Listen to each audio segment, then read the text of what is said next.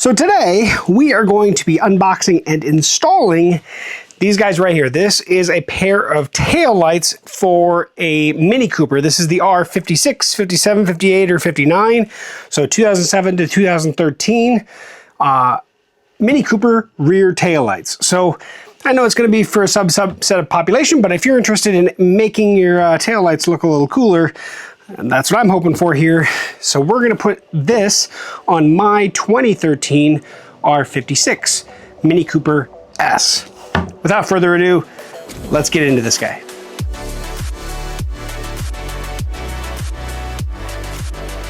Okay, welcome back to GeekSmart, and let's get this guy opened and see how these come. All right, so we do have an instruction manual for installation. And then obviously we have taillights. Looks like everything's already pre-installed. There's a switch on them. Interesting, we'll find out what that does. And then the other one, same exact thing on that one. Now these are from Archaic Global, and I will put links in the description, so if you're interested in this specific set, I will have a link. Looks like we do have a wiring harness of some type, so probably depending on various things, but various pieces in the bag. We're gonna figure out what that all is, and then we're gonna get these installed. Figured to do this in the nice air-conditioned space before I have to go out in my hot garage. Okay, so these adapter harnesses right here are going to be for the 2007 to 2010 model. Since I'm doing this on a 2013, I won't have to use this, but if you have one of those earlier models, you will need to use the adapter harnesses that are in here. So I won't need those. These guys here are probably, it must be also be for those earlier models, so I'm not going to need that. So I don't need any of that. Secondly, these switches here. So if you have a 2007 to 2010 model, you're gonna actually flip this to, technically I guess it's on, but the one indicator, the I, you're gonna flip that on to I. And that's gonna be if you have, oh, they actually have a picture.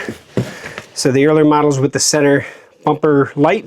If you have the older models that have two lights on the outside and the lower bumper, you're gonna take this switch, flick it to 0. So in my case, I'm pretty sure I have to go to 0. Something else to mention here is they have a few different ways for the light to look. And so there is an app to control and modify that. So yeah, just so you're aware, and I'm actually seeing this right now, those modules actually go on here. So that's where they go. I wonder if they just replace the one that's on it. I'm gonna go with what they have on it. And if I need to use that, then I guess they need to use that. Brake. Running lights, left turn, right turn. Okay, so I'm at the tail light of my 2013 model, and sorry about the sun. The sun's coming through pretty good, but I think I got to take this now. According to the directions I do, at least the older models you do. What's the best way here?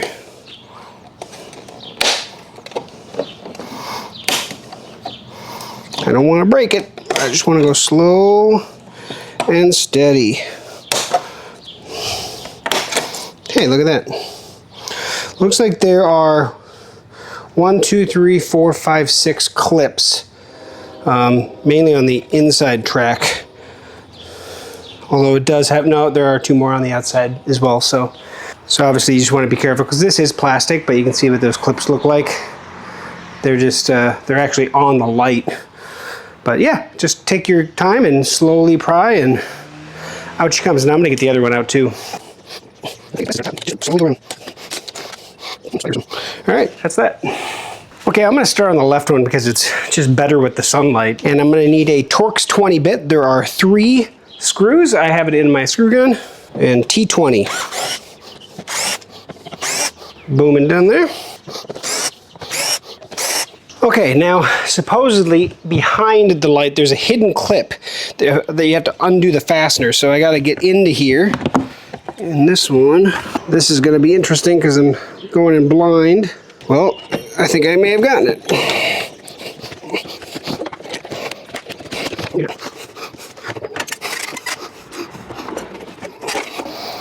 Okay, so that hidden clip's at the very top. So what I did was push on this guy right here. But even then, it was just kind of getting stuck on the way out. So you just gotta have to push down on that top clip.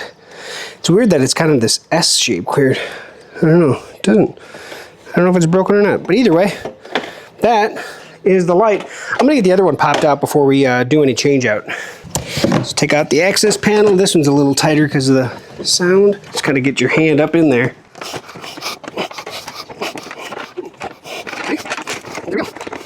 Slowly but surely, there she comes. Okay, now I know why it was giving me troubles. There's actually a clip on the bottom too. So that's why you kind of got to work. We had to wiggle it out, but hey, they're out. It's all good. Okay, so with this light here, what I'm going to do now is I'm going to work on removing this. It looks like there's a little guy right in the back of here that you pull in, and there we go. And I can pull that one out of the way. Same thing with this guy. Exact same pinch with the thumbnail or fingernail. Quick and easy. I did notice that this light up here actually was out. I just watched the footage that I took before I started. Yeah, well, a good time to replace them. Okay, so I have one of the lights here. I'm trying to figure out which way I want to go with them. Okay, so I think I'm going to do this one so it's kind of angled out like that. I'm going to want to make sure it's at 0, and I'm going to want to plug in the wiring harness to the guy here, and it plugs in like that. Click. And then I'm going to take this plastic off now, and I'm just going to kind of set him in there for now. Actually, there's no clips on this one, so I am going to actually put in the top screw, just kind of thread it into place so it holds it in position. Just like that. Now I'm going to do the other one too. Click into place. It's on 0. And screw. Okay. Now this time I'm not going to start the car. Oh, lovely. All right. And left. Lovely. All right. I don't know if I'm going to be able to see this, but this is brake. With the blinker on and the other blinker, and then I'm also going to do running lights next. Oh, I like that a lot. Okay, well now I'm going to go ahead and do this in reverse. I'm going to go ahead and put the screws back in. There we go. And then I have the trim piece from before.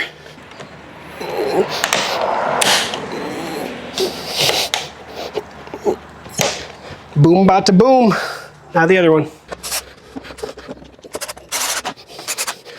Okay. That is that. All right, well, my last pieces are just buttoning up these doors in here one more time. They're just kind of a pain in the butt, but I've done them once before. There we go. And I'm back to normal. The animation when you start your headlights is cool. Yeah, that's it. That's the installation of these guys. Now, in the book, they have an app control. I want to take a peek at this. Okay, so this is the Happy Lighting app. I'm gonna hit the gear icon up here. My device. Oh, here we go. So is it showing? Okay, so I hit both, so they're both there. Okay, so I did figure it out. It was just changing from the bottom down here to style. So in the left-hand, top left, we have to make sure we have both of these selected, which is both lights. And then we can go to style here in the bottom right, almost bottom right corner, right? Right now we're on mode 1. If I swipe up to mode 2, then here's mode 3. Mode 4. I don't know, there's I'm not going to go through every single one of these, but there are so many. You can increase the speed too. Watch, okay, let's crank the speed up. You can crank the brightness up too. Interesting. Well, that's something that you can mess around with if you want to change the settings of the lights. It's right here in the what is it called? Happy Lighting Life with Smart app, and the QR code is in the instructions. So how hard was the install? Not hard. You do have to make sure you have something that can pop that trim off. That's the hardest part. Outside of that, probably the clips on the back of the light to make sure you get both of those in so it pops out easy. But yeah, that went fairly smoothly in all reality, and real easy to install. And obviously when I installed it, it worked right out of the gate, no problems. And of course, you just want to make sure they have that selector switch for your vehicle. But all in all, that's awesome. So like I said at the beginning, I'm going to put a link at the top of the description directly to Archaic Global's website where you can take a peek at these specific lights, and of course they make lights for other models. But that said, these retail at $400 for the pair. Right now you can get them for about $360 on their website, and maybe that'll change, is all dependent. But I will tell you that I love the look of them, and yeah, it definitely improves the look of my Mini. So that is my full install on the Archaic rear tail light assemblies for my 2013 Mini Cooper S. This is an R56 model, like I said, but these will work R56 all the way to R59. So thanks for watching to the end of this video. Like, comment, share, subscribe. Let everybody know what you think of them.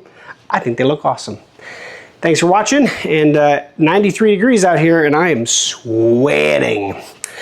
See you again soon.